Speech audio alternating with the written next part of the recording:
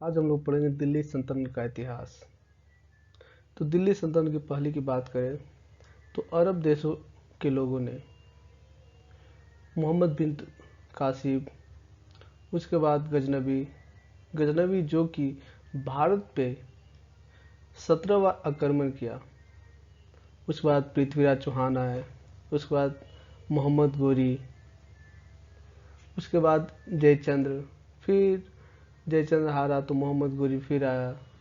जब मोहम्मद गोरी का बेटा अर्थात कुतुबुद्दीन ऐबक आया, उस समय से मेरा दिल्ली सल्तनत का इतिहास स्टार्ट होता है, अर्थात गुलाम वंश स्टार्ट होता है। दिल्ली सल्तनत का वंशावली, राजवंश किस स्टेप में चला। तो दिल्ली सल्तनत में पहला गुलाम वंश जो कि 1206 से लेके 1290 तक रहा। उसके बाद खिलजी वंश 1290 से लेके 1320 तक। उसके बाद आया तुगलक वंश 1320 से लेके 1414 तक। उसके बाद शैद वंश 1414 से लेके 1451 तक। उसके बाद में लास्टली लोधी वंश 1451 से लेके 1526 तक।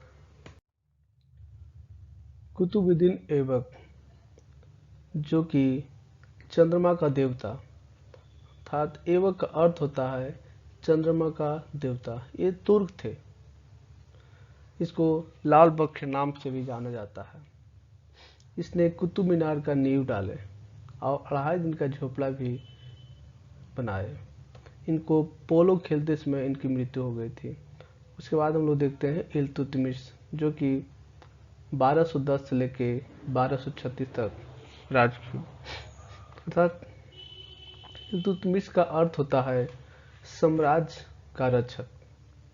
इसने तुर्क चलगलाही और इक्ता प्रणाली स्टार्ट की। इक्ता प्रणाली में भूमिदान।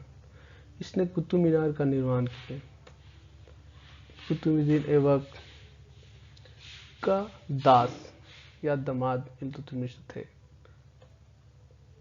इसके बाद रजिया सुल्तान जो कि केड़ा प्रणाली स्टार्ट किया 1236 लेके 1240 के बीच में।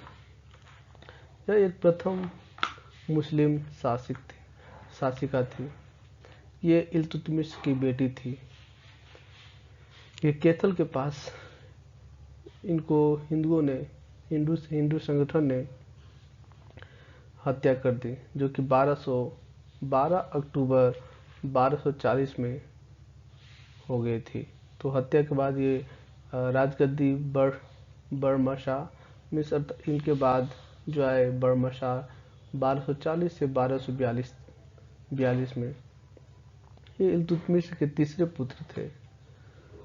उसके बाद हम लोग देखते हैं उनके बाद आए थे मरसुद शाह जो कि फिरोज शाह के पुत्र थे। 1246 तक बलबन सुल्तान की सारी शक्ति अपने हाथ में ले लिया था और मरसुद शाह से गद्दी हटा दिया। 1246 में इनको गद्दी से हटा दिया क्योंकि उस समय बलबन का वहाँ पे बोलबाला था। उसके बाद आए मेरे नसीमुद्दीन मोहम्मद महमूद 1246 लेके 1266 तक, जो कि बलबन ने अपने बेटी को इससे शादी करवाया और अचानक इनकी मृत्यु हो गई। मृत्यु होने के बाद बहुत लोग बोले कि बलबन ने इसको मरवा दिया, लेकिन उसका अभी तक कुछ भी साक्ष्य नहीं मिला है। उसके बाद हमारे जो आते हैं बलबन, जो 1266 से लेके 1246 तक है। इसने इक्ता प्रणाली और किला प्रणाली समाप्त कर दिया। ये इल्तुतमिश का दास थे जो कि खरीदा हुआ, अर्थात इल्तुतमिश 1233 में ग्वालियर विजय के समय बलबन को खरीदा था। मूल नाम इसका बहाउद्दीन था। अमीर खुसरो इनके राज दरबारी थे। बंगाल का विद्रोह 1279 से 1281 ईस्वी में इन्हीं के बीच में हुआ था।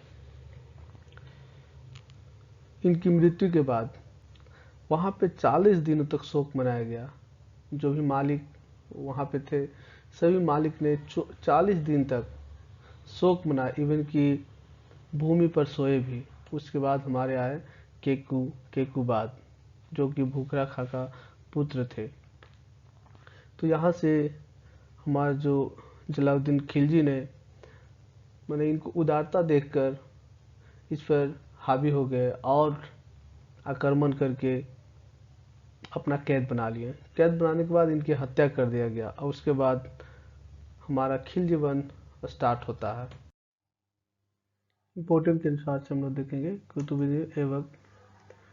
कुतुबुद्दीन चंद्रमा का देवता माने जाते हैं, अर्थात उनका अर्थ होता है चंद्रमा का देवता। यह एक तुर्क थे। कुतुबुद्दीन ऐबक गुलाम वंश का संस्थापक थे। उदारता के कारण इनको लाक्स बख्श के नाम से जाना जाने लगे। दिल्ली में कुबल-इल-इस्लाम मस्जिद का निर्माण करवाया। मोहम्मद गोरी ने पृथ्वीराज चौहान को तराई की दूसरी लड़ाई 1192 में हारने के बाद अपने कुतुबुद्दीन ऐबक को दिल्ली का राज सिंहासन सौंप दिया।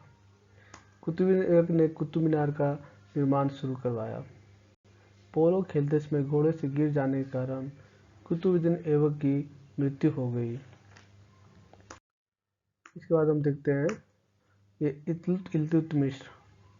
इसका अर्थ होता है साम्राज्य का रक्षक। इसने तुर्क चलाई और इक्ता प्रणाली स्टार्ट करवाया। इक्ता होता है क्या? भूमि दान। इसने कुतुब मीनार कंप्लीट करवाया।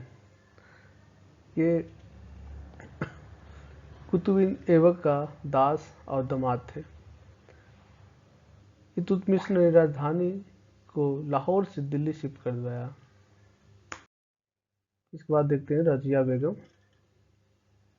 जो कि केड़ा प्रणाली अपनाई थी। रजिया बेगम अकेले सुल्तान महिला थी जो दिल्ली के सिंहासन पर बैठी थी।